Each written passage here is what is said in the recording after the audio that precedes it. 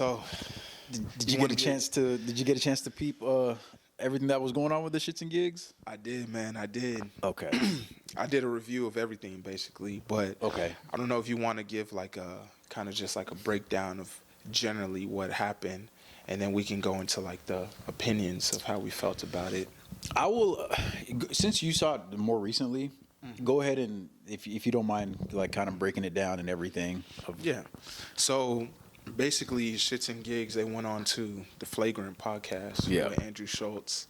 Can't remember the other guest's name, but I mean the other people's name and stuff. But they went on there, you know, they're making jokes, and Andrew Schultz. Well, basically, I think it was James actually, right? Because he said the what is it, the black girlfriend effect? Yeah. Yeah. So he was basically just saying that, you know, whenever a white dude or something like that gets with a black woman, you know, he gets that crispy fade and stuff. Yeah, you know? all that Travis Kelce touch. Exactly.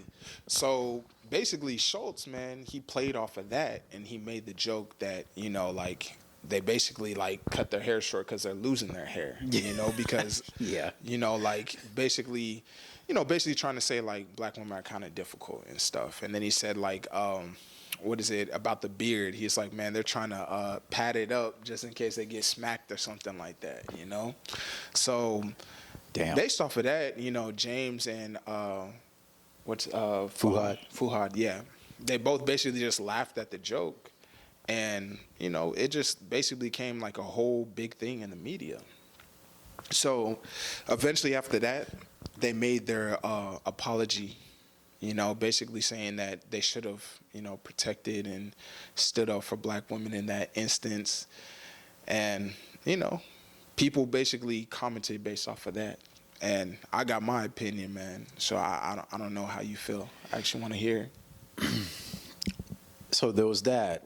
And then there was also, I guess people went back and were looking at like previous clips from like other episodes on their podcast. And I think there was one where Fuhad was talking about this white woman who like only dates black guys because she wants mixed babies. And which is crazy. Right. like a fetish. That is crazy, man. Dang. That's wild. So I guess that white girl said something like she wishes she was a black woman. Yep.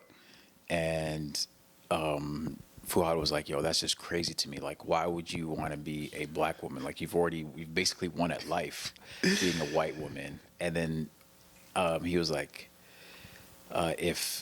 if you were a black woman, I think James made some side comment. Like, first of all, if she was a black woman, she wouldn't be dating black guys or something like that. Exactly. I mean, it was like kind of a one-off joke. And that got, you know, publicized, and you know they're kind of coming getting on them for that too. Exactly.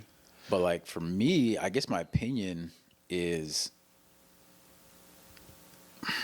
anything can be taken out of context, and I'm not trying to write them off as like, yo, they didn't do anything wrong, because at the end of the day, like when you constantly have jokes about a certain group of people and they're not in the room, then it's like, you know, it's like you're taking jabs at people who can't defend themselves. Like one thing I love about Flagrant is like, yo, they make racist jokes all the time, but like there's a black dude in there, right?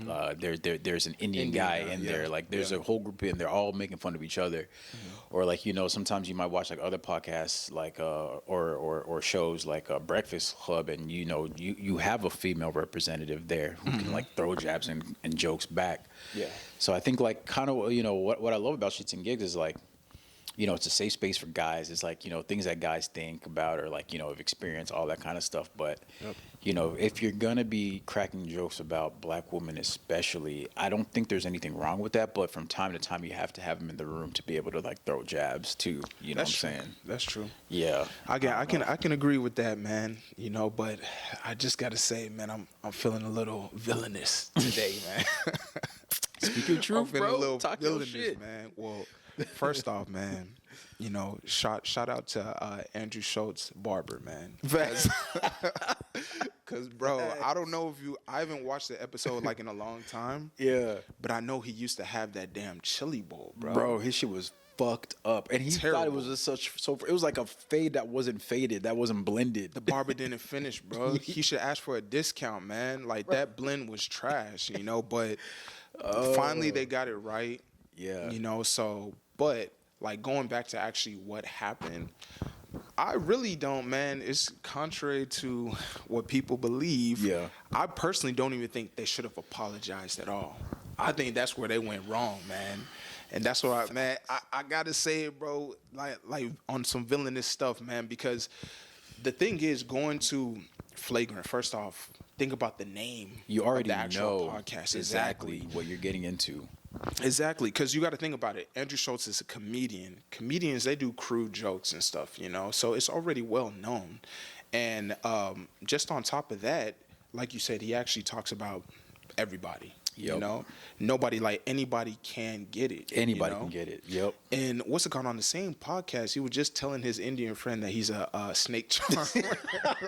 Oh, yes. I was like, bro, what the hell? I was like, this dude is out of pocket, but that's just him. That's him. You know, that's anybody just can him. get it. Like, he's an equal opportunity, like, racist joke teller. So that's Exactly. where I feel like, you know, at the end of the day, like you said, they shouldn't have apologized. But Yeah, I'm gonna let you finish. See, but I mean, because I agree with what you're saying in terms of representation, in terms of like who's in the room and stuff, because it just eases it. You know, now you really know that people aren't taking it. You know, it's not a personal attack. That Exactly. You know that it's actually just jokes, because you know the person's right there. You're not going to say it right there. Exactly. Yeah. Exactly. So I understand that as well. But again, just the nature of comedy and everything like that. You know, and then also just the way they kind of apologized, man, they kind of made it seem like, hey, look, I'm not trying to hate on the guys. but- No, I love that podcast. Like, those are my like they're inspiration. Exactly. You know what I'm saying? So Exactly. we're not talking shit or like trying to, you know, For sure.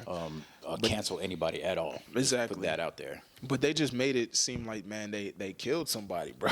I was like, dang. Like, I think Abner and Preach actually did like a response, like to their video. Not a response, but you know, they just like looked at the video and like commented on it and stuff. And they were like, man, they saw the apology first, right? And they were like, based on the apology, they were like, damn, man, these guys must have did something crazy. They must have said some nappy head, something like that, something just so wild, out of outlandish. pocket. Yep. And then you actually go to it, and it's like, man, you know, the joke, clearly it was facetious. You know, it was a little crude, but it was still somewhat mild, though. You know, it's playing off of a stereotype and stuff. Yeah. It didn't cross the So, line. yeah, I didn't feel like it crossed the line. I didn't feel like, because they used the word racist, I didn't feel that it was actually racist, though. No. You know? Yeah. So I was like, man, I didn't feel like, I think they made it worse by actually apologizing. If they just kind of rode it out, you know, I don't know what their fan base is, though. I don't know if it's primarily women. They are supported by a lot of black women. Really? A lot of, because a lot of That's the crazy. stuff people that write into, like, you know, certain questions, there's always, you know, responses from like women. They always have the best responses. What I'll say is, like, at the end of the day, okay, if you want to apologize, cool. But if you're going to apologize, like, actually take accountability. Yeah. And the way they were apologizing, it kind of seemed like they were throwing Flagrant under the bus. Like, they're like, oh, Exactly. they were trying to, you know, move on from it, but like Andrew Schultz wouldn't let up, and like they're like trying to like it honestly just seemed like, dude, like, y'all went on the podcast, y'all knew what y'all signed up for. Why would you now turn around and apologize and say like it was dumb? It's like everybody was in it, you Exactly. know. So that's Exactly. one thing, is take accountability. And number two, like, if you're gonna apologize, don't turn around and take it down. Yeah. Like Exactly. that was not a good look. Yeah. At all. Yep. At all, because now it just makes it that much worse, and you're bringing way more attention to it. Like, you already apologized. I wish you would have taken more accountability if you wanted to apologize, which I agree with you. I don't think they had to. But the fact that they apologized in that manner and then took it down, it's like, well, you already threw Flagrant under the bus, Yep. and then you took the apology down.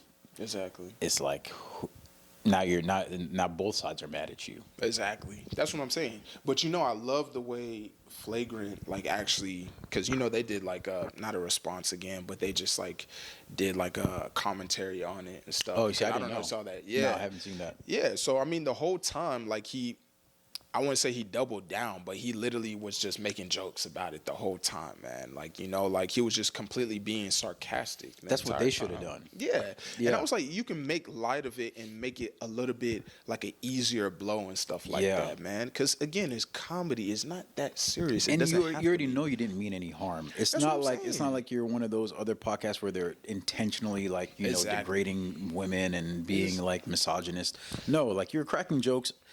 Some people didn't like it, and yeah, that's what guys do. And at the end of the day, like the people who took issue with it, are people who probably don't listen to the podcast on the regular anyway. Yeah, exactly. So it's like if you would have just like made some jokes about it, made it a little more lighthearted, be like, hey, we didn't mean it this way. If y'all took it that way, I'm sorry, but we crack jokes. This you don't listen to this podcast for life advice. You're listening to this podcast for entertainment. That's what I'm saying. You know what I'm saying? Man. Just kept it like that. If it was exactly like that, it would have been way better, man. Because it's actually crazy if you think about it. Like literally, people are more mad at James, and Fuhad versus Andrew Schultz. Yep. I was like, what the? I was like, bro, because they're black. That's what I'm saying. I was like, I did not see any hate for Andrew Schultz, basically. Because that's like, what he does. Because they just know.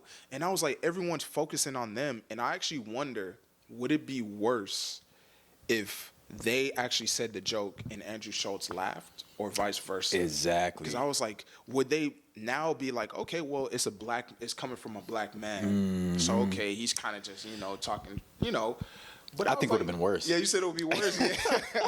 100%. No, they would have got flamed up, man. They would have got destroyed. Now they're black guys bashing on black women, hella That's heavy. true. And like I was talking to a friend, like so I told you it was my homegrown Toronto that like actually hit me up and was like, hey, your boys are in trouble. And I was like, what you talking about? It's like James and Fuhad are in trouble because like XYZ. So I went back and I went back and looked at the clips on what was going on, and she was telling me, and I was asking her, I was like, well, what are your thoughts on it as a black woman? Yeah. And she's like, yeah, that's a good question. Yeah, man. And she was like, she didn't necessarily take issue with it, but her problem is that like people are always on social media, always on shows talking about black women all the time. Like black women are always talked about. That's how she felt. Yeah. And anytime they're talked about, they're always talked about like in a bad light, and like you coming from a black mom and a black father, like why would you be downing black women? And I get that to a certain degree, because at the end of the day, I do listen to certain podcasts, and like, when it comes to like women, black women always get the short end of the stick on like a lot of podcasts, a lot of conversations. Yeah. But like, at the same time, being a black person in general, you're gonna catch flack regardless, and I think it's one of those like confirmation type biases where like because you're a black woman, like, and you carry that with you, like you're looking for red flags, in certain conversations. Just like being a black person, like you might find something to be racist, or you might find something XYZ. You're always looking for that. Exactly. Whereas like people who aren't necessarily marginalized, they can make more of a joke of the situation or the issue. Exactly. That kind of goes into the whole, how people talk about the victim Olympics and stuff like that, man, because you're looking through everything through a particular prism, So it's like when you're always like on the defense, you're going to find everything offensive, though. Yep. And it's like even having like a fan base like that can be difficult, because now you're constantly walking on eggshells. Yeah. So like that's my only issue, where I kind of feel bad for them, and I empathize with them on having to try to apologize for like that type of way, basically. Yep. Because me, man, I just got to keep it real again, man. Like in terms of what's going on, like with censorship and stuff, it's just actually crazy right now, man. Because it's like my only thing is that if sometimes it feels like, particularly as a male and as a black male, that certain people, they're cherry picking who you can and cannot talk about. You know what I'm saying? Facts. Yeah. Yep. So it's just like kind of like certain groups you're covered, you're protected. You can't say one word about them, not even a joke. But other groups, you're completely free game. Exactly. You're completely free game. People can just completely just talk nonsense about you and stuff. I agree with that 100%. That there's definitely that aspect of it too. Like, and I think that also ties into like what I was saying earlier. Is like, you're constantly hearing about like black women, whether it's in a good light, bad light. They're constantly getting joked about. There's always jokes, but like, you don't hear a lot of like Kanye gets canceled because he's talking about XYZ. I mean, he took it to the next extreme. Talking about those folks. Yeah. But it's kind of like one of those things. Is like, if you joke about that group of people, all of a sudden like you can be labeled anti whatever and XYZ, and it's like no, like everybody should be able to get flamed regardless. You know what I'm saying? And I think that was like it's crazy because like I go on social media and it seems like there's this gender war between like men and women, and like women are talking about how like it's not safe and like the world would be such a safer place and a better place if men didn't exist. Yeah. And like it's like what would you do if there were no men in the world for 24 hours? And they're like I would walk at night. I would walk after 6 o'clock, and it's I get where it's coming from because a lot of violence is from the male species. Most definitely, absolutely, all that kind of stuff. But like I feel like being a guy, you get bashed all the time. But because we're not marginalized as a gender, we don't take it as seriously. I think what we take seriously more now is like the whole like trans thing, and like I feel like women and men like women and like transgender and like gender fluid, all like they get better opportunities or they have more access to opportunities than like straight men do these 100%. And again, it just looks like you said, like particular groups, or like I said earlier, like particular groups are covered, they're protected, they're almost bulletproof, versus like other groups. Like I just think, man, shoot, as a black male, man, black guys, man, we've been vilified 100%, to the max. Like 100%. We are the antagonists of society, man. We're the bad boys and stuff, and just like because of that, it's free game. Like you could say whatever. And this is mainstream because in contrast to other groups, I would say like it's like new media, right? Like you see a lot of the stuff that's being said about, maybe black women. It's like podcasts like this, versus like you would see mainstream media stuff being said about maybe a black man once upon a time. Or definitely, I'm not even going to lie, even as a black dude, I have to keep it real. The white man is down bad right now. The white man is down bad. If anybody should have excuses to or reason to complain is white men, right? I mean, don't get me wrong; they're still in positions of power. Of course. But that's why they're getting a lot of flack and stuff. They feel threatened. Yeah, absolutely. Yeah. But they're enemy number one. Right now, like you can say whatever you want about a white man. I can say the most flagrant ass thing about a white dude and nobody's even gonna blink an eye, man. But let them come back and say something about me, and then it's like all hell's gonna break loose, But that's the crazy thing though, like because you mentioned like black men are like it's always been free game for like black men. Yeah. And then women feel like it's free game for black women. Yeah. And white folks feel like they're marginalized. Like, if everybody just realized we're all kind of in the same boat. No, facts.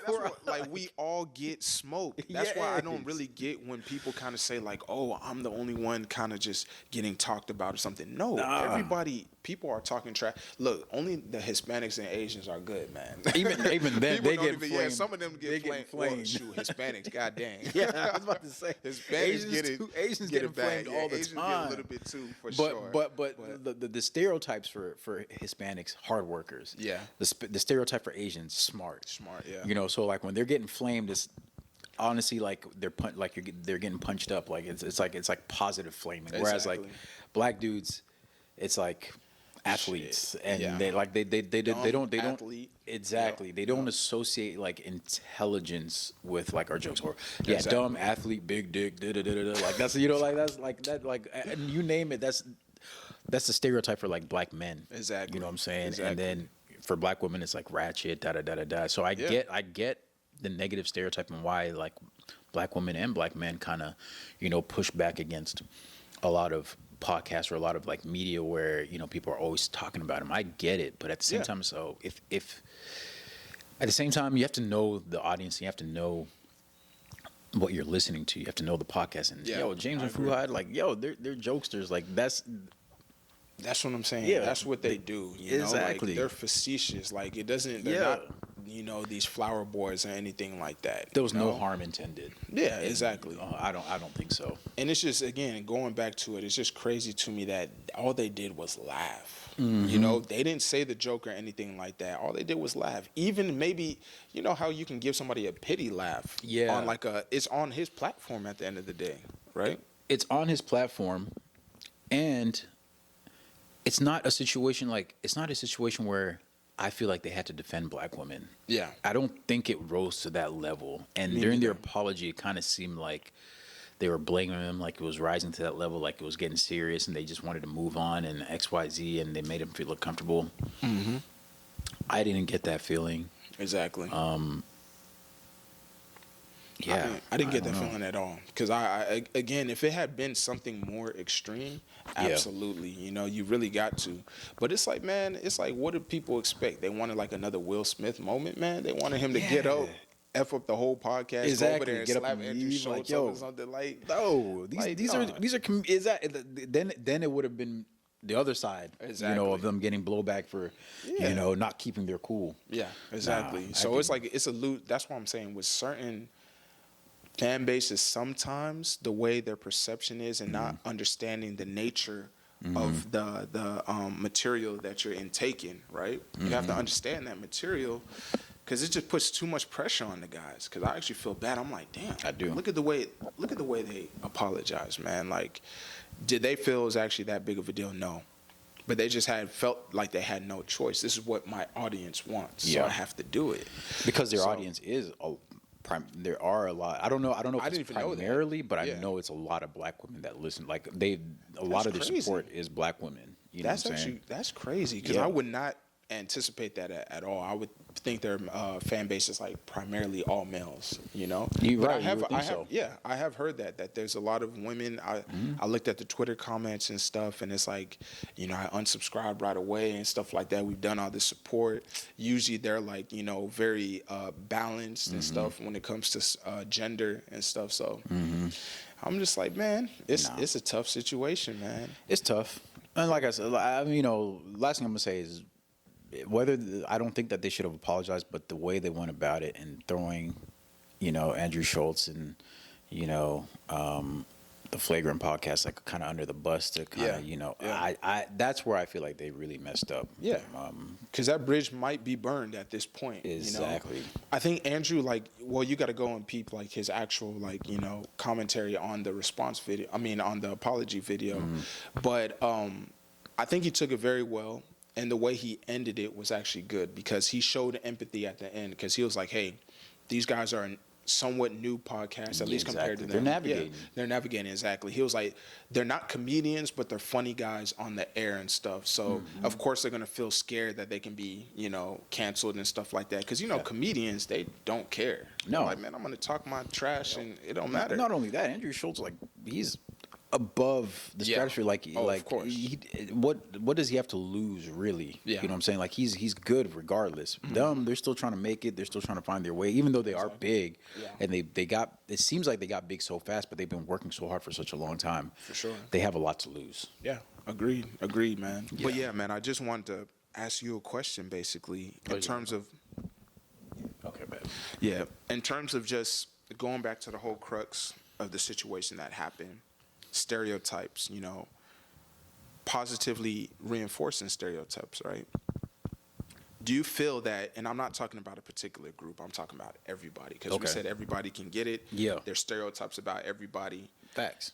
How do you feel about people positively reinforcing, whether it's like explicitly or implicitly, stereotypes, and what is their responsibility, you know? Let's use like black males, for example, us supporting certain behavior in the community. Like, you know, maybe the stereotype is you're a thug or something like that, right? and you're doubling down maybe in terms of music, you're actually supporting a certain type of music and stuff. And you're, in a sense, continue to perpetuate the actual stereotype. So how do you feel? Because there's a balance that has to be had, right, in terms of like just wanting to consume a certain level of entertainment versus like the responsibility and the impact it has on you as an individual from that community. Oh man, I hope I framed that properly, man. That was kind of word salad, bro. No, that's a good question. Yeah, man. Well, okay. I mean, I know this is cliche. Like stereotypes exist for a reason, right? Exactly. At the end of the day, Exaggerated truth, right? it's exaggerated truth. So, like when it comes to stereotypes, it's not. I don't necessarily have an issue with it. I think it's okay to have stereotypes and like crack jokes as long as it's coming from a good place. Yeah. You know, you can say that, you know, black people are athletic or whatever, as long as you acknowledge that black people are also intelligent. Yeah. And exactly. there's doctors, and there's, you know, you don't just have to become a rapper or a athlete or something like that, you know. I feel like a lot of the times with stereotypes, people fail to realize, like, yo, that same stereotype that you see in Asians or that you see in black people or whatever, like it exists in every community. You know Absolutely. what I'm saying? Like there's ghetto people that are white. Shoot, You know what I'm man, saying? a whole bunch. Yeah, there's ghetto people that are white. There's you know, super smart people that are black, like insanely smart. You know what I'm saying? At the end of the day, but like, you know, I love listening to like the Joe Rogan podcast. Like, I thoroughly enjoy it. I love the fact that he has different people. Joe Rogan, yeah, shout out to Joe. You know, another inspiration. Yes, sir. But you know, it's not. I don't see it as much now, but I know previous, because I know he's grown so much. But like previously, I used to get this feeling like, yo, like every time he talks about black people, he's always talking about music, rappers, or he's talking about like athletes. Like he's like that's it, you know. But then when he's talking about like other people, he's talking about like, you know, and like how smart they are, da da da da da. And he never really attributed that to like black people. And I remember like, you know, back then he used to crack like way more racist jokes, and you know, it was a different time. Yeah, definitely. You know, definitely. I remember back then for sure. yeah, and I used to feel some type of way, but like when I think about it now, it's like, well, I don't necessarily think that he was being malicious in perpetuating certain stereotypes, but he was just ignorant. Like he just didn't know, because at the end of the day, he's not black. Yeah, you know what I'm saying? True. And he's a comedian too. Yeah, right? exactly. Yeah. True. So I hope that answered your question. Yeah, no, it did. Okay. It did. And then going to Joe Rogan, he can only go based off of like his experiences, you know? And that's the thing that's, you know, in a sense unfortunate though, because we're all in our own echo chambers and stuff, right? Yep. So it's like if we don't come out of it and we don't see this type of black person or something like that, you know? And that's why, like, once upon a time, man, I used to take it upon myself. I was like, man, I kind of want to be that black guy that if a white person or an Asian person has that experience with me or something like that, you know, they just speak to me. They're like, oh, dang, well, this guy's actually cool though. You want to be one of the good ones. Yeah, that's what I'm saying. You know, now, man, I don't give a damn, bro. I'm like, man, if you're not paying me, I don't care. I don't give a shit what you think. But you know, like once upon a time, because you know, it's just people don't have that experience with different races. Sometimes you'll be surprised at how isolated some people can be in terms of like race and stuff. You know, so but kind of going back to the question and stuff, because it's like, is it okay for people to be outraged or something, like, because it happens a lot in the black community overall, if you are someone that's supporting the stereotype technically, right? If you are supporting like a negative stigma about the community and stuff, is it okay for you then to be outraged when someone comments on that? Yeah. So that's kind of like a similar question and stuff, but you know, I think it's actually phrased a little bit better, because I'm like, is it right? Or is that, in a sense, hypocritical, though? Dang, that's tough. That's facts though. Yeah. Really, especially when you're talking about like somebody who doesn't know anything about your culture per se, right? Like I can listen to trap music all day and I love it. That doesn't mean like I'm a trapper, but like if someone's Exactly. calling, black people XYZ because, the kind of music that, gets perpetuated, should I take offense to it? Yeah, I should because Yeah, true. I should still No, take. that's Yeah, true. That's I'm facts. Yeah. you can say I'm being a hypocrite or XYZ. Yeah. But at the end of the day, like I'm coming from this, experience with my understanding. And like, yeah, I might like trap music. It might be about drugs and, killing and gang banging and everything like that. But that doesn't mean I'm going out there doing that. So why are you still perpetuating that stereotype? Like, I mean, you can listen to like crazy heavy death metal rock and all that kind of stuff. That doesn't mean you're like some crazy skinhead that's like looking for, I mean, it's just what you like. Exactly. I don't think that there's anything wrong with that at all. True. That's true though. Yeah. I actually agree with that though, because it's like, well, I mean, there has to be balance though. There has to be balance, because yeah. I think if you are continuing to perpetuate a certain stereotype and stuff, you have to have a little bit of grace, because like you said, certain people can be ignorant though. Absolutely. And if all they're seeing is this stereotype that's literally being propagated to them, then you have to have a little bit of grace in terms of like the way they react to it. Because that's all they see. That's all they know. That's their only contact with that community. Exactly. Yeah. It's I mean, we're all human beings at the end of the day. Yeah. So it's just like we can only go off of the information that we actually have. And Yeah. we do judge. Oh, 100%. Unfortunately. Even Yeah. within our own community. Like, bro, I remember Hell like yeah. especially in our community. Like I remember when I was a kid, like my parents kind of made me like fear African Americans, like not Africans, Yes. but like like 100%. black folks. Yeah, and definitely. it's like because they don't want to learn, they don't want to do this. There's always Akata. kata, right? Yeah, there's always that friction between like Africans, Yeah. from the diaspora, and then like like African Americans. Yeah.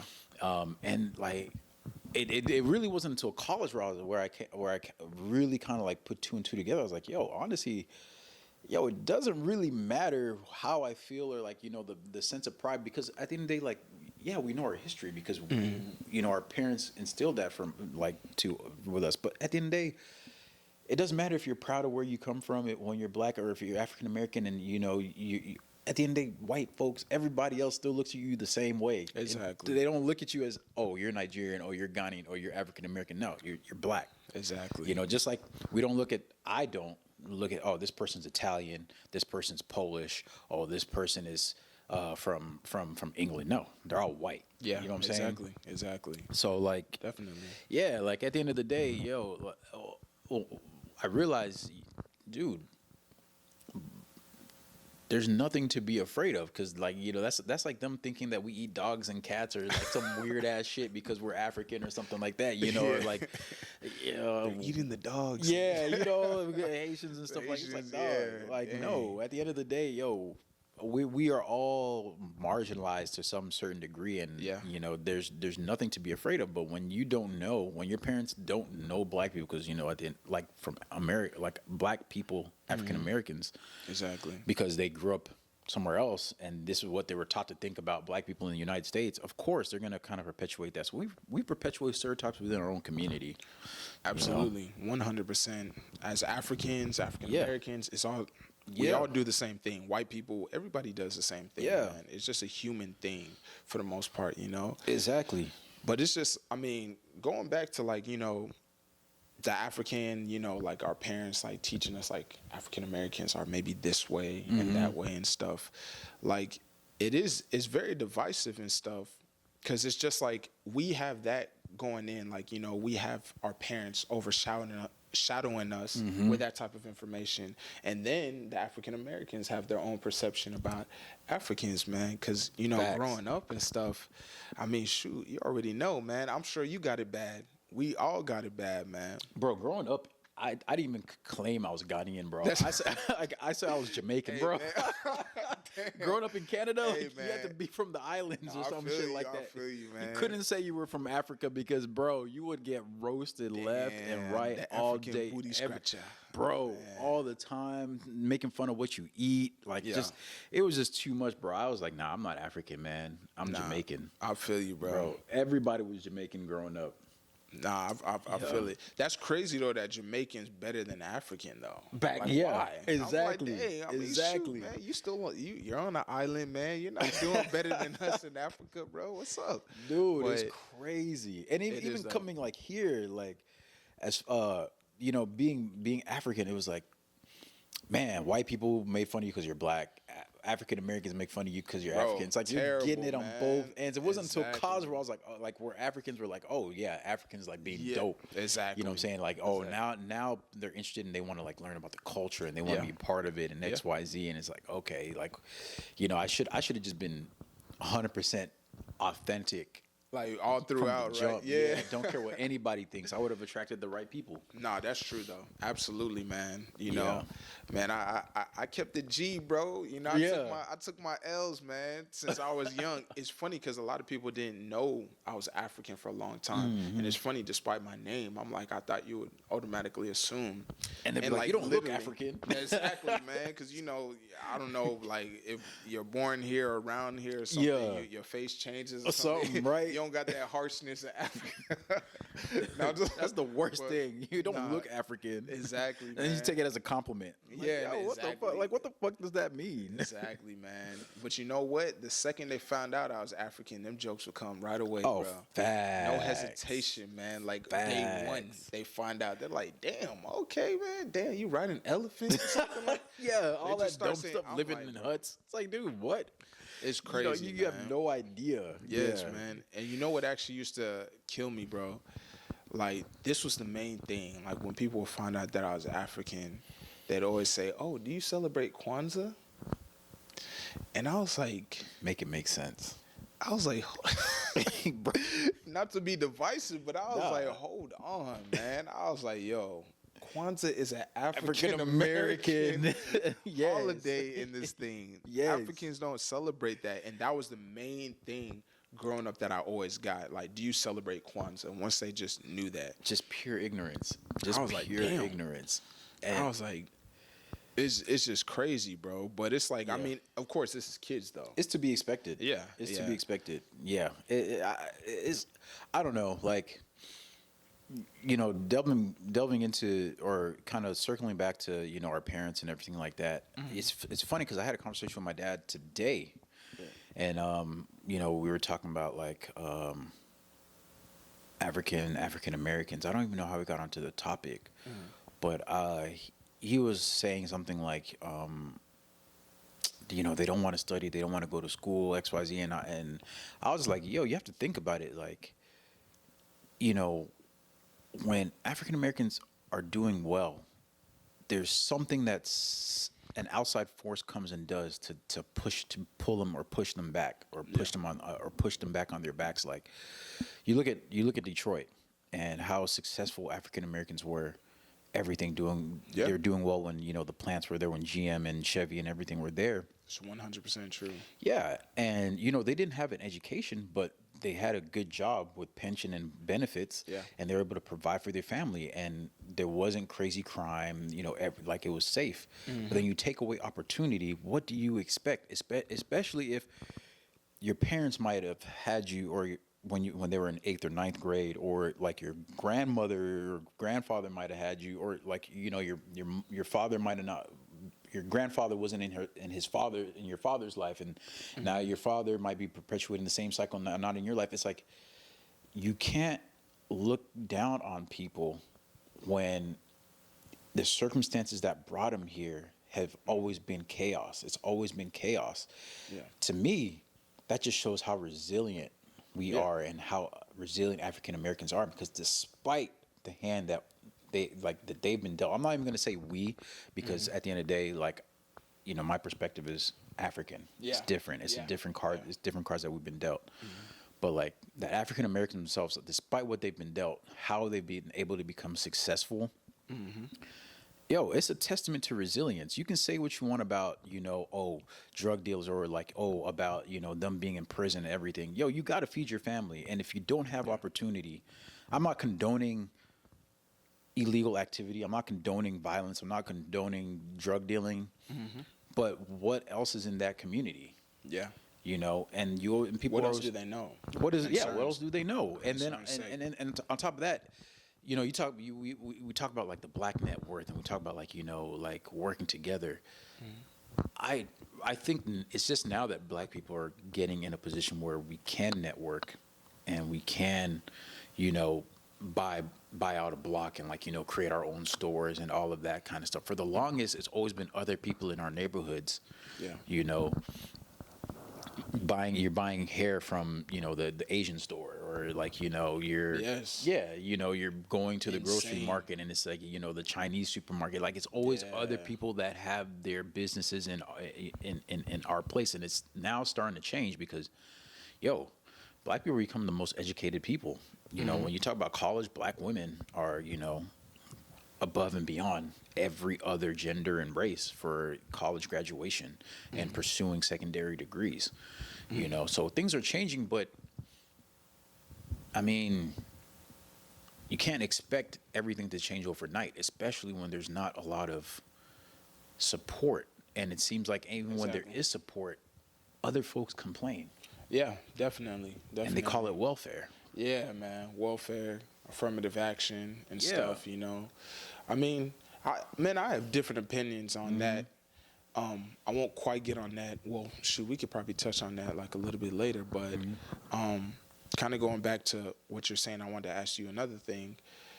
Because when you're describing, the genesis of, what's going on with black people in America, it just... Because you basically said that when things are established, it's kind of like somebody pulls them back, right? Yeah. And it's kind of like, the original, like, Black Wall Street and stuff. Tulsa. Like, Tulsa. Race massacre. Yeah. And it was, it was destroyed and stuff. And it's kind of like, I look at stuff like that, and it's like your own community is establishing this. Even though, like, of course, it's going to get... Someone can come through and, like, trample it, right? Yep. But I'm like, I wanted to ask you, what do you think about integration, though? Because I don't know if you've ever heard of like people talking about like integration was actually incorrect.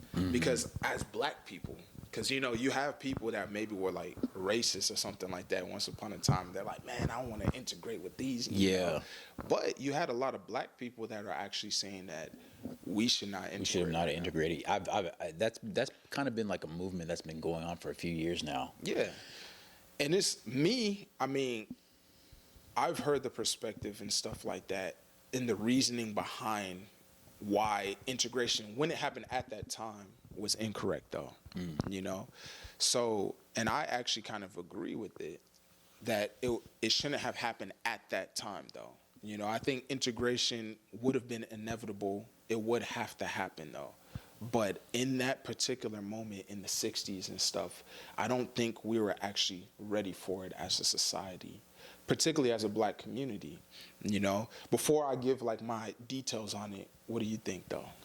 No, everything that you're saying is valid. I think at its core, integration had the right intentions. Yeah.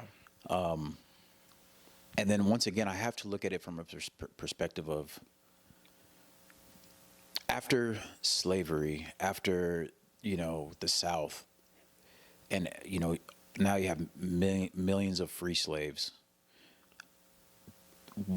There's no identity besides the identity they had as slaves. It's not like we were already on this land and, there was a war that was fought because these folks took it from us. And so now, we are trying to adjust. Yeah. No, like we literally had nothing. Like we were forced here, didn't have nothing. So I can understand why integration was necessary, because at the end of the day, if you're not integrating and you don't have anything, then what are you doing? Yeah. I get that society might not necessarily have been ready for integration at that time, but I think it was the best thing, because like who was going to educate us? We're going to educate ourselves?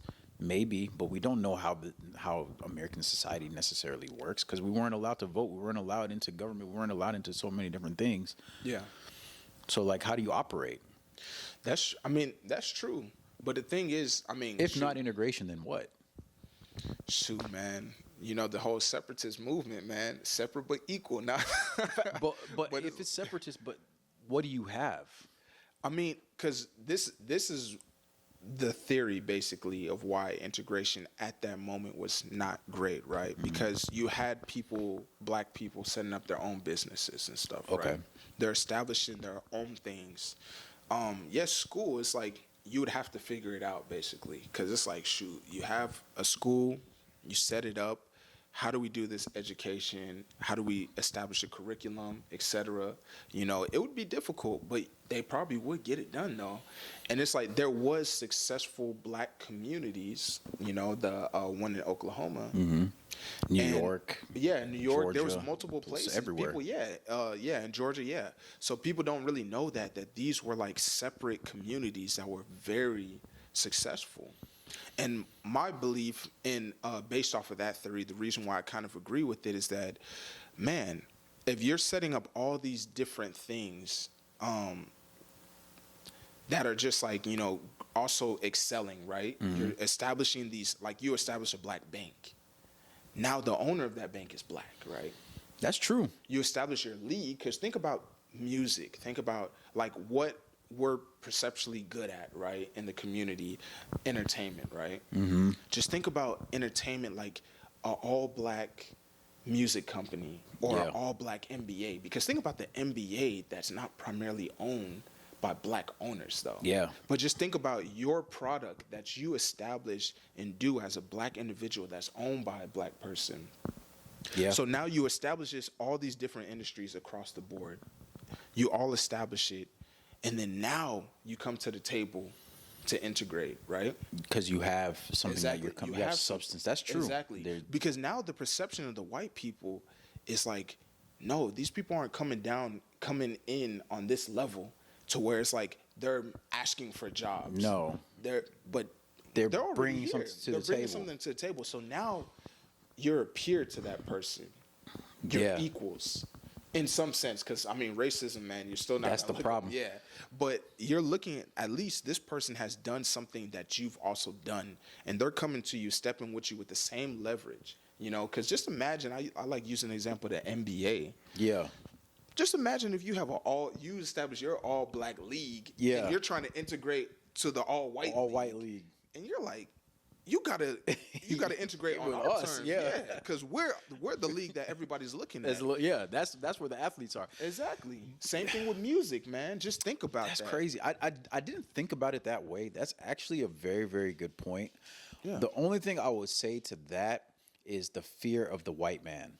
Mm-hmm. The white man fearing black people, and I think really, you know, we had all these successful businesses. We had, you know, successful cities. Everything was going well, but then, you know, whether it's due to hate, racism, fear, whatever, they would band together and purge and destroy it. Purge and destroy, you know, seek and destroy. I agree with that, you know, for sure.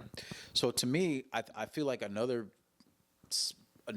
aspect of integration was to try to look less,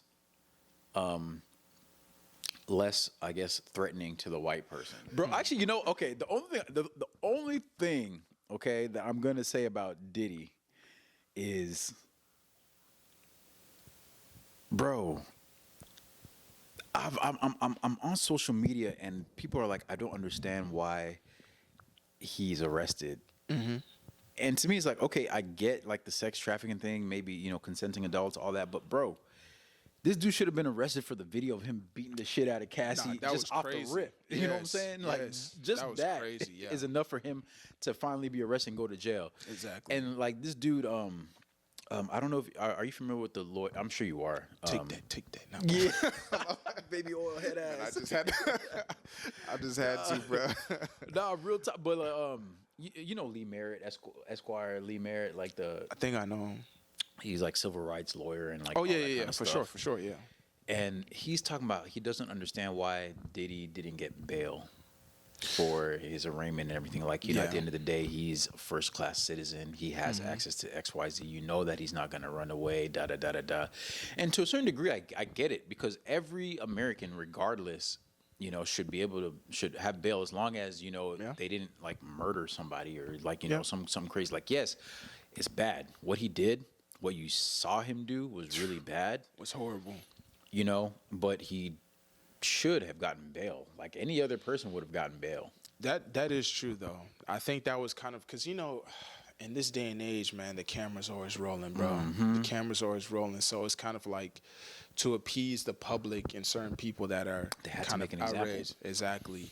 But I can see how you can try to justify it just simply in the sense that he has the resources Yeah, to to literally get away. get away if he wanted to, because the biggest thing with bail and stuff like that is flight risk. Yeah. You know, so it's like, damn, like, remember what was it when that first stuff actually happened? Didn't he go to like what country did he just go to? I bro? don't even know. That dude was in the island somewhere, and they were raiding his house. That's And wrong. Saucy Santana was Man. out there. Since Saucy Santana. Yo, that's that was crazy. wild. That was a wild bro. image. That was wild, man. But it's like, you know, like he actually left, but apparently he already had the trip. Yeah, planned and exactly. Stuff. So, Exactly. But perceptually, it looked a certain way, though. Yeah. And now you can kind of use that, and it's like, well, this happened. He literally left the country and stuff. How do we know he's not going to do it again? He easily Yeah. has the resources and stuff. Yeah. So I'm like, that's the only way to justify it. I don't agree with it though, because I'm like, man, he should have had, like, you know, we don't even know what he's actually done, man. Yeah, that's You that's know? the only defense I'm gonna give him. Yeah, for sure. Other than that, though, he deserves to go to jail. Oh, absolutely. Like, yeah, just like- based on that video, like you said. Just man, based off the video on and what then he did to Cassie was crazy. Yeah, and we know there's no doubt in my mind that he didn't do that to other people. Like, you know, Don, Yeah, Danny yeah. DeCane, like all these folks coming out saying, Exactly. "Yo, like he did what they say he did." Yeah. you know, That dude is, man. That dude is. I don't even know what to call him, man. evil, bro. That man's dude's a villain. evil. That dude's a villain. definition of a exactly, villain. Man. A 100% a villain. Yeah, man. facts. And that dude's a certified freak, man. Bro, what did 7 they say, days a man? week. Certified freak. He has 69 God. Man, they should have said that for freaking Diddy, bro. Freaking-ass Man, niggas. Drake, you're dismissed. For Yeah. now, man. Like, god dang, Diddy, man. Bro, speaking of which, how do you feel about Kendrick performing at the Super Bowl in New Orleans? I know it's kind of an old topic a little bit, but what's your thoughts on that? Man, I don't know, honestly, because, I mean, I'm actually shocked to hear. Well, first off, I don't even know, like, has the Super Bowl been, well, during our lifetime, it hasn't been in New Orleans. It's been New Orleans 15 times. 15? Bro, Damn. Yeah, bro. Wait, even during our lifetime? Yeah. though? For real? Yeah. Oh, that's crazy. Yeah. And I Lil don't- Wayne has never performed, though, has he? No. During it? So that's crazy, though. That's, at that point, that's disrespectful, though. Yeah. Because I'm like, I didn't know that it was that many times. Yeah, it's almost every other year or every 2 years the Super Bowl is back in New Orleans. Like, that's the main stadium they play at. What? Yeah. And they never asked Lil Wayne to perform. To my knowledge, maybe they asked him in the past and he don't- didn't Yeah, accept it or could something. be something like Maybe, that. but to my knowledge, no. That's crazy, then. Because to me, like, I mean, it's Lil Wayne, man. Like, he's one of, like, in terms of legends, he's, like, way up there. Yo. You know, I love Kendrick. That's my favorite rapper. You know that, man. Yeah. So I rock with Kendrick, especially now, man. The things are going to get greasy, though. He's hot right now. That's the thing. He's hot right now, and apparently Drake. This is what my barber told me. I heard that's a rumor. That he sent a cease and desist. That Oh, he dang, should- no, I didn't know that. That Kendrick shouldn't play "Not Like Us" at the Super Bowl. This is supposedly, like, this Really? is just hearsay. At the end of the, maybe, I don't know. These are rumors. Mm-hmm. So allegedly, that's what happened. Damn. And it's like, bro, if that actually did happen, there's no legal basis. Yeah, you know what I'm exactly. saying? Like, There's absolutely what are no you legal talking basis. about? You know, Yeah. like, let this man perform his song. Take it on the chin, No, seriously, man. But damn, Drake is down bad. bro. It's tough. This is It's the tough. cherry on top of the cherry. The- Like seriously, bro, because Yeah. Not Like Us was already like people kind of felt like Kendrick was winning that rap beef. Kinda, it was kind of like up in the air. I was And rocking with then- Drake because the beats and Family everything was on Matters? Drake. Yeah, everything That was on Family Drake's Matters side. was tough. It was crucial, That and was you know tough, the stuff though. he was I saying. I can't was like, lie. damn. Yeah, Family Matters was crazy. In terms of straight up bars, that's probably the best song during the beef. And to me, you know, like bars flow. And I'm a Kendrick fan, but I feel like that was kind of the best song overall in that sense. Straight up, just kind of like bars, though. I think I agree with you. Euphoria. I think I agree with you. Straight up bars, yes. But which one was the one where he was Kendrick was rapping to Drake's son? That was Meet the Grams.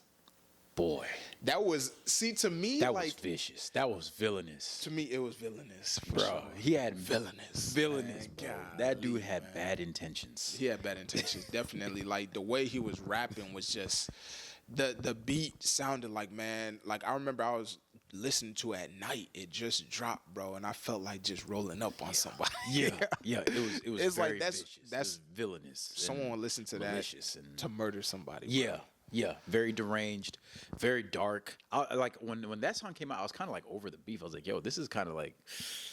It's not even beef anymore. Yeah, it's a little it's too. personal. It's a little too much. Yeah, you know, it's too getting much way now. too deep. It's getting way too deep, man. But then when he followed that up with "Not Like Us," and it was like a victory party. It was like a That's what victory I'm lap. saying. It was a And- victory lap type of thing. Yeah. Yeah, and that song was wild. And so now he's going to the Super Bowl. He's performing it like for the whole world to just dance to.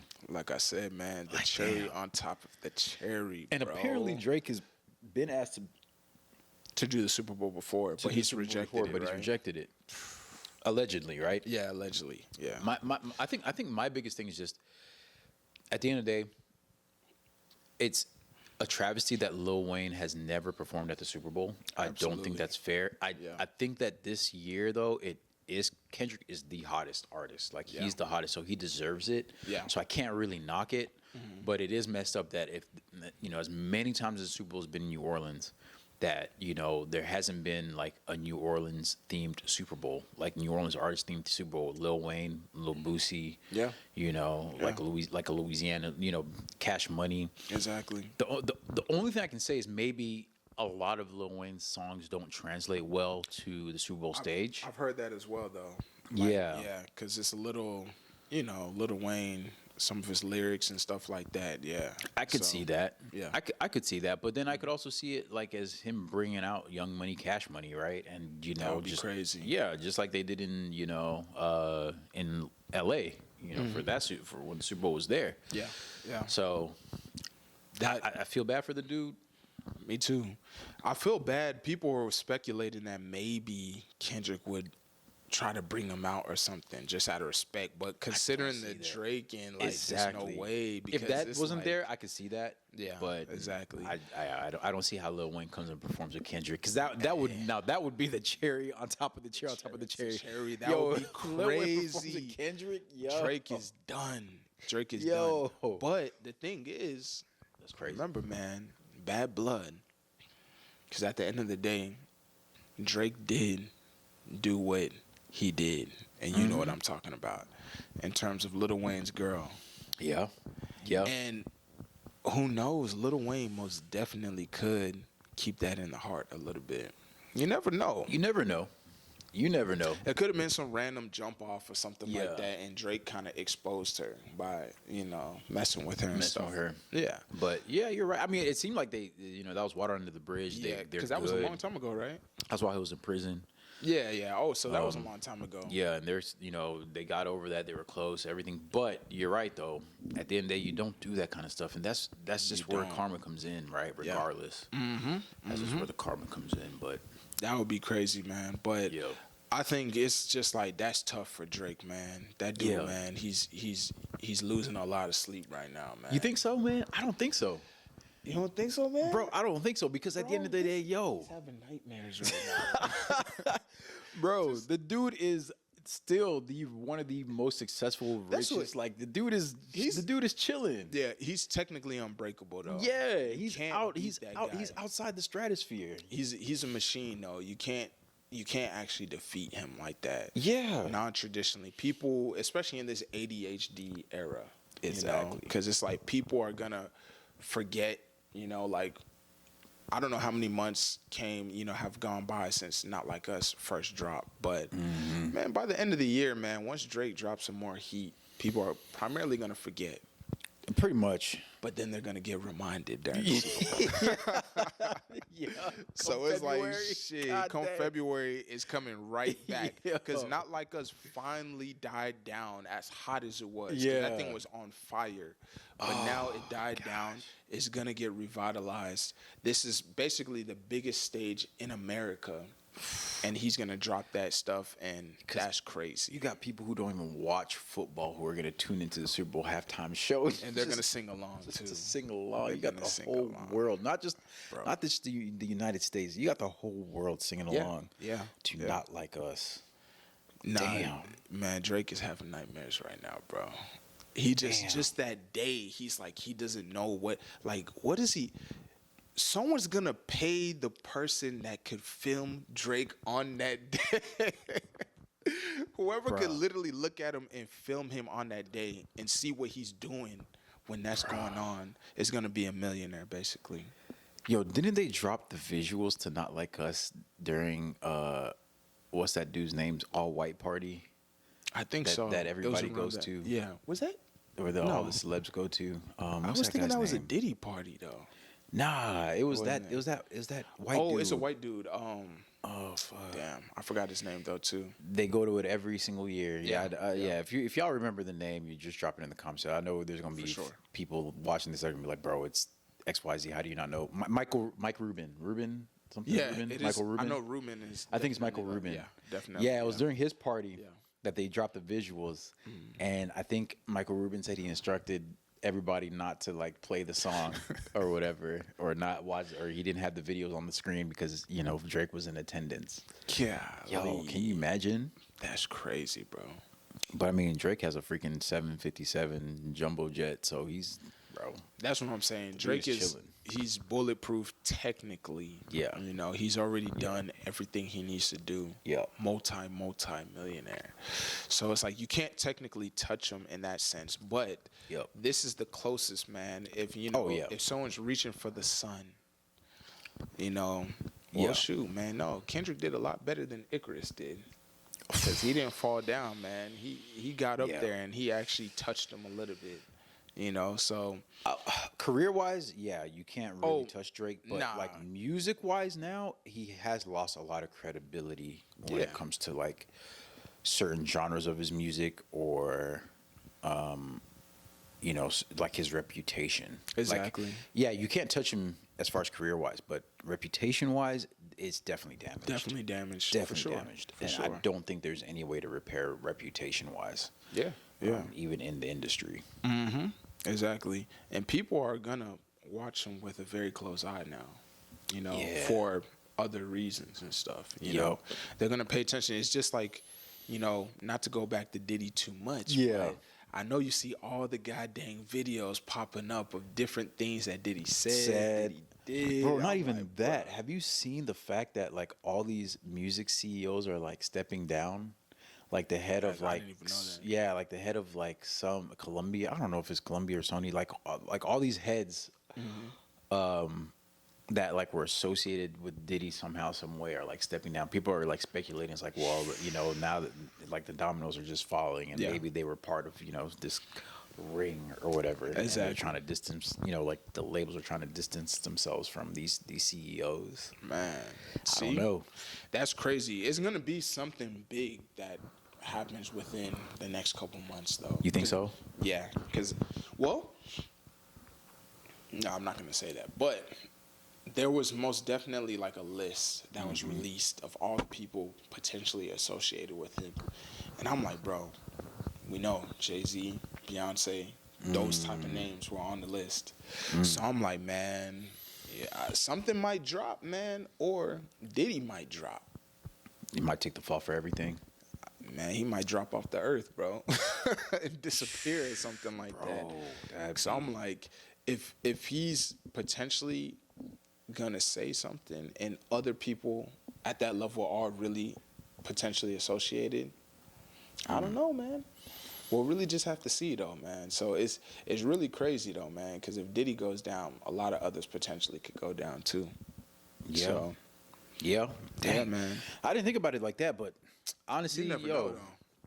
it's just a wild time to be alive and to like witness everything going on. I would have never thought like, you know, Diddy, but like, yo, that dude was doing some very Diddy-ish things. Man, Diddy's a wild boy, man. Man, and like I get, and one thing, like, you know, when it comes to like the sex trafficking thing, like, I don't know the details, I don't know the specifics, same. but I will say when it, like, from the sex stuff, it really sounds like everybody was kind of consenting. I felt the same way, man. I didn't want to, like, you know, put it out there like that, but most definitely it seemed like that. That's what it seems like. Yeah. We obviously, don't know. If something, exactly. You know, I don't want to speculate or anything like that, but even for me, the only thing that really, like, he does deserve to be indicted for is the assaults. Yeah, you know, definitely. That was tough to watch. Yeah, and his lawyer saying that it was mutual and XYZ, bro. Nah, that's nonsense, man. I actually heard there was a, like, in, because where did that happen? Was that, like, New York or something? Or where was it? I think so. I think it was New York. Because they said there was a statute of limitations on it. So that's why, like, she couldn't even bring a claim and stuff. That's why she filed a civil suit. Yeah, civil suit. Yeah, exactly. But did you see the texts? Bro, like, I don't know who texted this, but, like, one of the victims texted him, was like, why would you do this to me? I can't believe you, like, I'm bleeding from, like, da-da-da-da-da. He's like, you don't understand that, like, I'm someone's child. What, bro? Like, that broke me. Because I was like, shit, like, yo, this person, like, you did this to this person. They're like, yo, like, I'm someone's kid. Like, how could you do that to me? And, like, you know, they must have felt so powerless, you know, because they're probably, like, a woman. Yeah. And, you know, like, they came to you because, could be a man, though. Yeah, it could, apparently, right? Diddy, supposedly, dude, he real 69 God, allegedly. But, allegedly, exactly. Yeah, when I saw that text, I was like, damn. Like, there was a bunch of texts that were released, like, about, like, you know, people that, like, oh, I'm still bleeding, or, like, you know, my lip is busted, like, da-da-da-da-da. I'm like, yo. Bro, that dude was really a kingpin. It's crazy, bro, that man. dude was a savage, bro. Nah, straight like, real savage, talk, man. like. And we gotta talk about the goddamn baby oil, bro. Bro, okay, so what is this baby oil thing? I don't know, bro. Like, what is this baby oil I was like, thing? is this, like, I was like, there's so much fake news out there. I'm like, did they really find, what did they say, 100 or 1,000 bottles? I didn't know. Yeah, I didn't know this. It's like 100 bottles of baby oil. This dude was just lubing everybody. This dude was lubing up assholes, allegedly. I'm like, bro, what the fuck? Oh, doing it the goddamn slip and slide with oil at the back or something in his back. Like, bro, it makes no sense. Oh, I did not know this, bro. Yeah, I think it was like 100. It's either 100 or 1,000 bottles of baby oil, bro. I'm like, what? So and that's what this is? Yes, bro. And Diddy has been sprinkling signs of his freakiness all over. Because I remember a video back then where he had a big ass bed in his backyard. Did you see that video? No, he has a gigantic bed in his backyard, bro. Really? Yes. I mean, maybe he just likes to sit in the bed and watch stars. You know, that's like Love Island. They have a giant bed. That's actually kind of smooth, though. You know what I'm saying? I'm not mad at that. Smash under the stars outside. I mean, that's actually very considerate. No, no, facts. But this dude freaking, what's it called? In his damn, because he has an indoor basketball court. He has 2 king size beds. Nah. On everything, bro. I just saw the video today. He has 2 king size beds in his freaking, on his basketball court. Yo. 2 lined up like this. Can you imagine playing basketball at Diddy's house? Bro. And, you know, after a game of 21, if he wins, he's like, hey, get on the bed. Let me dribble those balls. Hold on, let me get the baby oil. Bro, exactly. I'm like, bro. But that makes no wild. sense, though. Like, why would you literally have, because it was literally a video. in his gym, his sons are shooting. There's got to be some two reason. beds. There's got to be some legitimate reason. That dude, bro. I think his whole house is just a freak fest, bro. Oh, they need as facts. much room as possible for everything that they're doing, man. So, getting ready to wrap this thing up, but Yes, sir. yeah, Yes, we had some sir. crazy ass conversations, man. Definitely. Freaking crazy. I'm tired now. Now I'm exhausted, man. Yeah, but Family, kids, man. everything. What you got to say, man? Dude, man. Yeah, I know we were talking about kids earlier. Yeah. And like having kids and like how like, you know, it never stops when it comes to family. It's like, you know, they keep asking you, why are you single, XYZ. You get married, then it's when are you having kids. You get a kid, it's like when are you having another one. Exactly. It's stressful. And you have a girl, they're like, when you having a boy, you have a boy, when you having a girl. it's like, always something. It's always something. It's At the end always of the day. something. But It's definitely tough, man. yeah. Like I was saying earlier, me personally, like, yeah, I do want to have a kid because I really want to have a kid because, you know, it's me and Marie, and like I know Marie would make an amazing mom, and I think we would make like, you know, we would have amazing kids. But it's also like I was saying, it's kind of like a scary thing in today's society, just because there's so much going on, and like my biggest fear is not being a good parent, or not being a present parent, or you know, putting traumas onto my child, you know, that they have to like grow up with, and you know, like might blame me for in the future or something like that. So Exactly. it's tough. No, it is, man.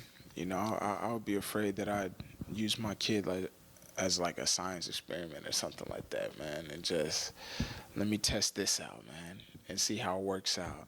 That's know? essentially what you're doing. It is. When you have kids. There's no such thing as a perfect parent, right? It's trial and error. That's all that it is. You Like, don't know what you're doing. Our parents didn't know what they were doing. at all, man. You know. Particularly for our generation, because they got a lot of books and stuff like that you can read Yeah. now, but it's still, is it applicable to your child though? 'Cause, Exactly. you know, like it. You know, it's just no straight laced guideline that's out there. You know. Bruh. So it's like you just have to adjust and go with the fly, though. But Yeah. you know, it's a give and take, man. And this, particularly in this generation, it's tough, man. Parenting in this generation is probably more difficult than any other generation prior to this. Yeah. Yeah. Other. It's so funny. Like, who was I talking to? Because like, you know, like I'm a big like 2A advocate, right? Like I'm all about, you know, the right to bear arms. Yeah. And everything like that. For sure. But I was talking to somebody, and I was like, the only thing that kind of detracts, or that the only thing that kind of makes me think twice sometimes, is just the amount of like school incidents with like, you know, guns and stuff, and you know, like what's like, I don't know why it's such a big American problem. Like it's not an issue that like a lot of other, you know, developed countries face. Yeah. And that's really the only thing that makes me like, I would be okay with, you know, a registry, or like, you know, a gun buyback, or not having guns, period. Yeah. Yeah. Is just, you know, if I had a child, would I feel comfortable with sending them to school in our society right now? You know, Shoot, that's fair, man. That's fair, because it's just tough, man.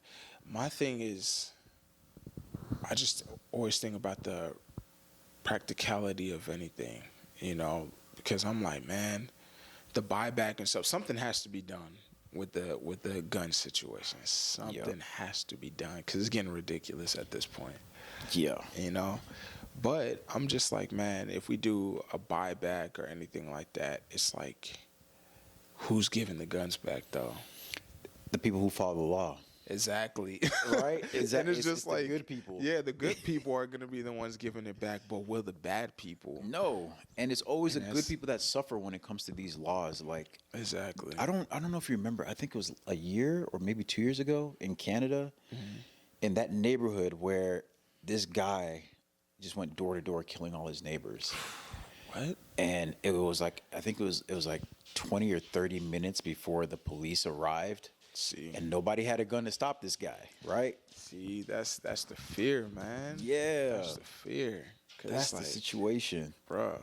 And actually, hold on. Was that maybe that is the situation I saw. Or no. This one was it was a guy that was literally like driving like an SUV. Did you see that? He was like in a suburban area.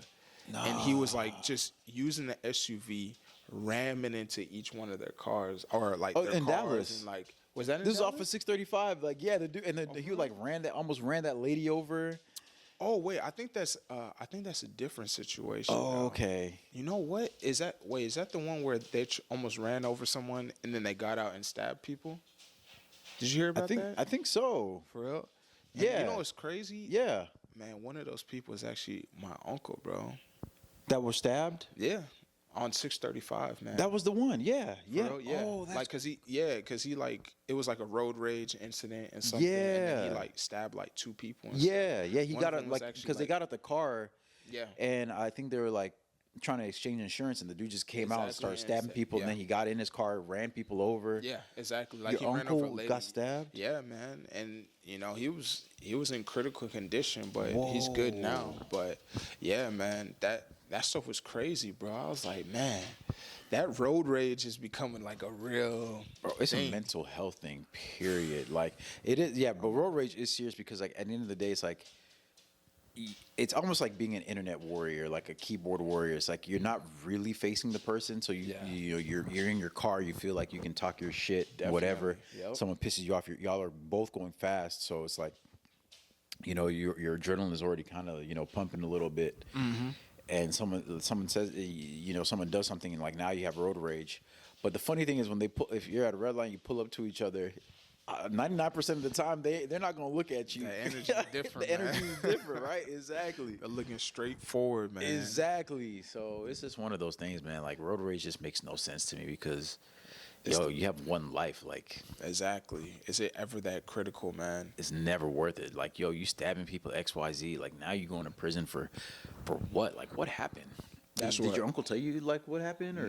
No, I really don't know any details like why, because he, like from what I heard, he was the one that was actually in the fault. Not my uncle, but the actual guy. The dude, yeah. Yeah, he was in the fault. Yeah. He caused the wreck.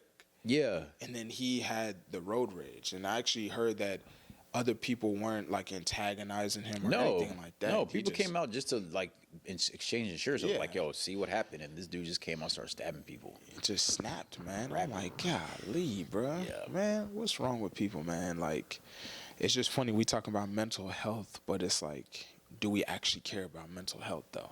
I don't know. I mean, because we mention it a lot. It's a buzzword nowadays. Yeah, but I think it's because, like, I mean, there is a lot of issues with mental health right now. Yes, definitely. For me personally, I feel like a lot of it just stems from circumstances and like finances. For a lot of people, they're just so stressed out, and you're working, and it's like, where is that getting you? Because all you're doing is paying bills, and you're still behind, or you're still like barely making ends meet. Yep. And that can cause a lot of, emotional and mental like strain. Mm-hmm. So exactly. I don't know. It does add to it, man. Because I mean, a bad economy is always gonna it's always gonna drive you, man. Yeah. Because it's just like, shoot, you can't pay your bills. You got family pressure, whether you're a mom, dad, whatever. Yeah. And shoot, man, it eventually gets to you, man. So it's like, it's still no excuse for going out here and stabbing people, that's man. wild. What the hell? That's wild. Like, that stuff is ridiculous, man. bro, But and it's crazy because the cops are never there when it's like a situation like that, but they're always there when it's like some minor traffic violation, some bullshit or some happened. stupid. Yeah. Exactly. You run a red light, there's always a cop there, but when something crazy is going down, they're nowhere to be found. I feel like. Yeah, I agree with that, man. 'Cause it's just like, I don't want to talk trash on cops, man. 'Cause they do what they can, Yeah, but they're necessary. yeah, But it's almost like a necessary evil sometimes. nah, that's facts. That's definitely facts. Yeah. Cause like, Damn, okay, I'm not even gonna talk about that. But there's just, I mean, there's just so many different situations, man. Cause it's like, what do you think about someone like flicking off a cop, and a cop sits there and pulls him over or something like that? That goes against your freedom of speech. You're allowed to flick, bro. That's what I'm saying. What the hell? Yeah, that's silly. You should be able to say anything to a cop as long as you're not like threatening violence. Yeah, You know, you can say "f you" to a cop. exactly. That's within your First Amendment. Yeah. I don't know. You should be able to, and then shoot, as long as you're not infringing like on an investigation or something like that, you should be able to say whatever, man. Especially like, just imagine someone's passing you and they're flicking you off, and you go and like actually stop them. Like, you take like, and then like right in the background, some old lady's getting robbed or something like that, because you wanted to stop someone because they probably flicked got you in the off. way. Like, what? Yeah. I was like, bro, man. That's Because wild. like, I literally saw a video of that like the other, like, it was just the other day and stuff, man. For real? Yeah. And then like some guy like was like, man, he flicked him off. The cop stopped him and stuff. And what'd he say? I forgot what the initial thing he said, but then he started saying, "You're resisting arrest," or whatever. Bro, that's what they love saying. I was like, that. what? They love saying that. You never even said this dude is under arrest or anything. Yeah. You said, at a point, he said he was detained, which is completely different. Yeah. You know? And then just all of a sudden, out of nowhere, man, you're under arrest. I mean, you're resisting arrest while you're not under arrest, man. And he's like, what? And I'm like, bro, these guys just word salad, bro. After a while, Dude. their brains get scrambled, man. It gets to their head. It gets to, bro. Have you all seen, ego. Exactly. Have Yeah. you seen this movie? It's on Netflix called Rebel Ridge. It just came out like maybe a week ago. No, I don't think so. Bro, you gotta watch it. For real? It's kind of like John Wick esque. It's like this dude who's like in this podunk Alabama town. It's either Alabama or Mississippi, I don't remember, but he's in this town to like Damn, bail his Mississippi. brother out of prison. Wait, is And he? like, He's riding his black, bicycle. right? Yeah. Oh dang, yeah. Yeah, he's a dude I that's haven't playing- seen it though. Okay. I haven't seen it, but I've seen like the little stuff though. Yeah, he's playing Scar in the live action Lion King that's coming out. Man, he's he looks Scar. like Scar. Bro. Yeah, he does Damn, look that's like Scar. true. Yeah. Dang, that's crazy. Yeah. He definitely looked like Scar, man. Yeah. But the hell? it's like a movie like this dude's riding his bike and he gets hit, like a cop like just runs into him on purpose, like in his car. He knocks this dude down. They detain him. They open his bag up. They find like, I think it was like $36,000, and he's like, okay, well, we're gonna keep this money. And come to find out, like the town is corrupt, and like they're funding like their police department with like by taking money away from people, and like they're having people killed in prison. You know, anything that might be like a lawsuit that blows back on the city because they don't have money for it, so like they'll just kill them. Yeah. And like he was in the Marines or whatever. He's like some ex like crazy trainer, tactical like jujitsu kind of guy. Long story short, his brother gets killed in prison. Damn. Spoiler alert. But yeah, long story short, his brother gets killed. The cops realize like what a badass he is, and so they give him his money back, and they're like, look, no harm, no foul. We're so sorry, but just don't if you don't show back to this town, we'll leave you alone. Like they buy like, and his plan was like to get his brother out of jail. They were gonna buy a truck and they were gonna like start some business somewhere. And so like they bought the truck for him. Everything is like, if you don't pick up this truck, we're gonna take it as you're spitting in our face. You're throwing our deal in our face. Damn. Yeah, and then that's just how everything pops off. Damn. It's a dope ass movie. And you said it's John Wick-esque. Yeah, because he's it's like him and this chick, and they're like seeking revenge, and like, you know, they're like uncovering like this crazy plot that's going on in the town, and like all this corruption, and like the judges involved, and it's just crazy. Damn, I definitely gotta peep that, man. Yeah, it's a dope ass movie. That's a dope-ass lot more reasonable than killing hundreds of men for a dog. I mean, no, but hold on. Classic, dog, though. Yeah, no, it's classic, man. Yeah. And dogs are lovely creatures, though, at the end of the day. So it's like, man, I understand John Wick, man. It was a puppy, too, though. Bro, it was a puppy. And then on top of that, didn't they also steal his car? I think so, though. Like, didn't they I can't even like, remember. yeah. Wait, did they kill the dog in the first one? Yeah. They did, though. Yeah, they did, did. bro. Damn. They killed his Savage. dog, and I think they took his car. Yeah, oh, bro. But that man went crazy for that goddamn One of my dog, all-time man. favorite movies, man. John Wick is one of my all-time favorite movies. No, it is though, man. Yeah. Anything Keanu Reeves, man. Facts, except for the last Matrix. But Yeah, that's why, bro. I was about yeah. to say that same thing. I was like, except the Matrix 4, man. I was like, everything. Resurrections, whatever that shit was That called. movie was You can ass keep that. cheeks, man. Yeah. That thing was horrible, bro. Bruh, facts. Thank goodness that thing, it never came out in the theaters. No, it came out on HBO, HBO. and then I think now it's on Netflix. Yeah. Bro, I've not even tried to watch that thing again, man. I feel this, bro. I try to watch it twice. Every time I fall asleep after like 20 minutes. Like, Terrible. bro, Terrible, that shit was bro. garbage. Yeah, that's one of the worst movies I've ever seen. And The Matrix is my favorite movie of all time. Oh, is it really? The first one, yeah. Oh, wow. Yeah, man. Before everyone dropped on this red pill, blue Blue pill, all pill, this stuff. yeah. Like, no, like just from 1999, man. Yeah, I think it came out in 1999. That think was my so. favorite movie, bro. Yeah. So I was like, bro, because you know it's basically like live action anime.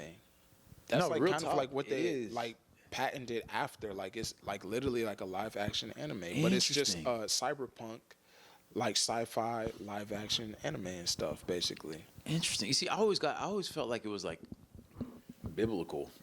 It is. There's theology, philosophy, Yeah. everything in there though. Definitely biblical though, because I mean he's basically kind of like The Jesus. chosen one. Yeah, right? he's the chosen one. Yeah, He's like the Jesus Messiah. Christ. Yeah, because exactly. like he basically resurrected and he came back and he's supposed to free everyone and stuff like that. Yeah.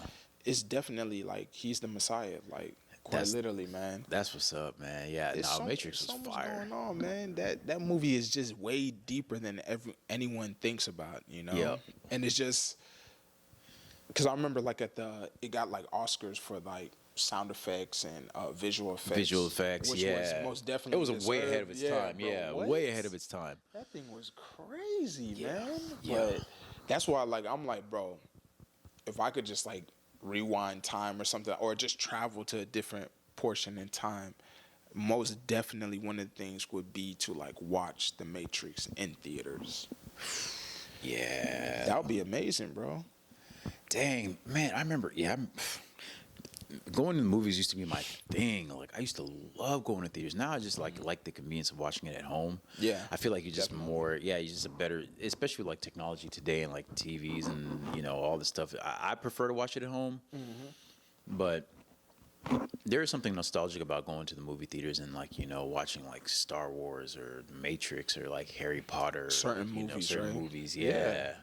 Yeah, Avatar. Yeah, you because know. it's just the feeling, the overall vibe, like, cause it's just Yeah. like, and you just remember it though, like the surround sound. I mean, you could do that at home too, But just being it's around with other something- people in yeah, a different man. setting. For like the first time of like watching stuff like that, I'm Yeah. like, damn, bruh. Like, have you ever watched The Life of Pi? One of my favorites. Bro, movie's Freaking amazing. Yeah, I'm freaking like, amazing. A lot of people shit on that movie for some reason. I don't know why. I don't. That movie is freaking amazing, bro. But Freaking watching dope. something like that in theaters would be like amazing. you know? Yeah. And actually, hold on. Like randomly bouncing off of this, if you could travel, like, cause we know, like, going forward, we know different places in time things have occurred. If you had the opportunity to travel back in time to witness something like fresh, like you've never experienced it, you don't have, like, you can travel back in time, but you don't have the knowledge of it actually happening, and you can experience it for the first time. Like, what would be something that you'd actually go check out? Because I just said The Matrix, that's like one thing for me. 1999, Yeah. go back and watch it in theaters. So, Dang. what about you? It could man. be a movie, it could be an event, anything like that. If I could go back in time and really like be in the moment of something, I think it'll have to be back my sophomore year in high school when we went on a band trip to Hawaii. For real. And I just you told me about that. bro, like Yeah. just the sense of peace that I had, and like just being there with like your high school friends, and like it was just I had never gone out anywhere out like outside of the country with if it wasn't with my family. So like getting to experience something like that with my friends at the time, Yeah.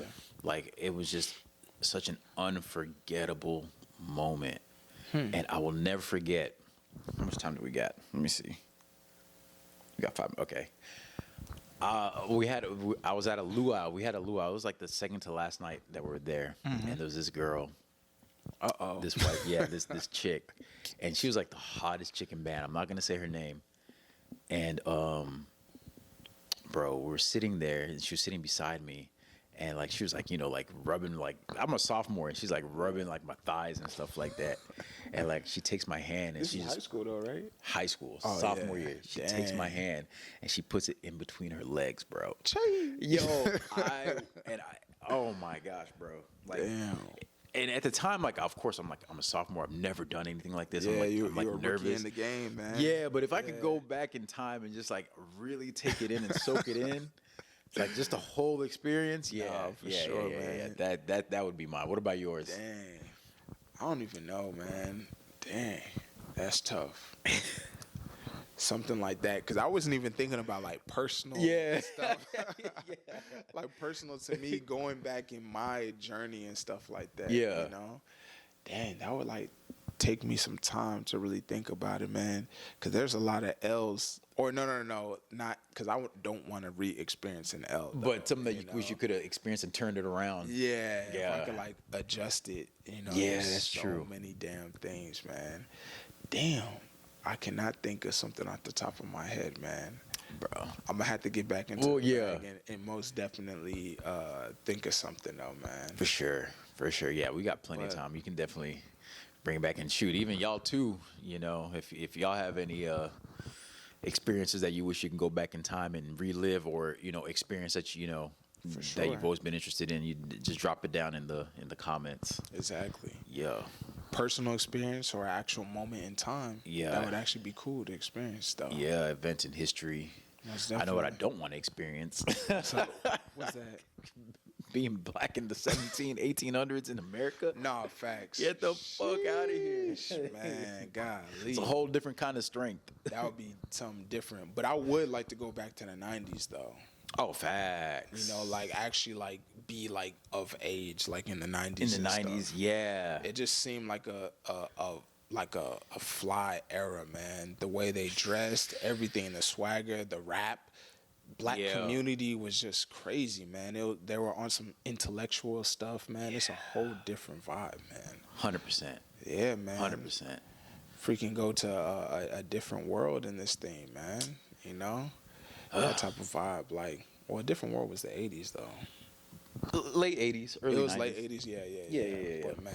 But yeah, to be like, Fresh Prince age, experiencing the 90s. Bro, what? What? And then they had like Fresh Prince experiencing Fresh Prince. Facts. That would actually be lit. Like, where's new episodes and stuff? Like, Dog. that would be amazing.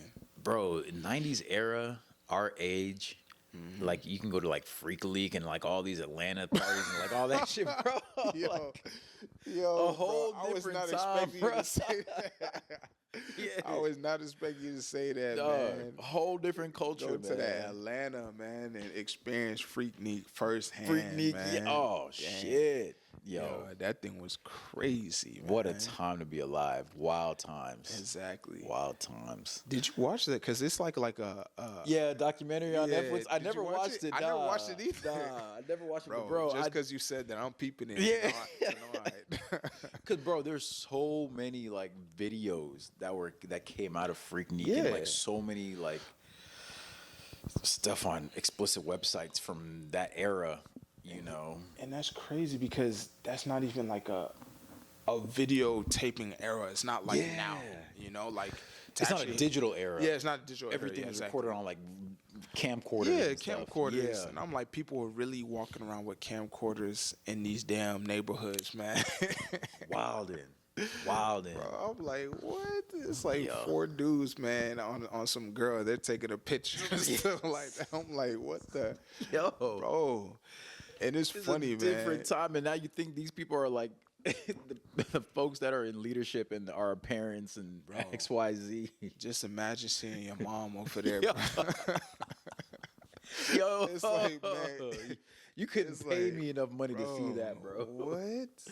You just see she the one over there bending down squatting down by a car, Just man. shaking ass. Oh my god! And she completely forgot that she even did that, bro. And it's like, damn. Yeah, just surfaced. This new Netflix documentary just dropped. You in there? Yo, like, that's changing lives. That's ruining lives. That would be crazy, man. Facts. That's why. But people enjoy. Yeah. Oh damn, what y'all got to say? Yeah. All right, y'all. It's been real. Yes, sir. This concludes the first episode of Villainous Heroes. We want to thank you for tuning in. Yeah. These are your hosts, E-Man and Mech, and Yes, sir. this is gonna be a regular thing. Start getting used to seeing more of us. Exactly. Anything you wanna add?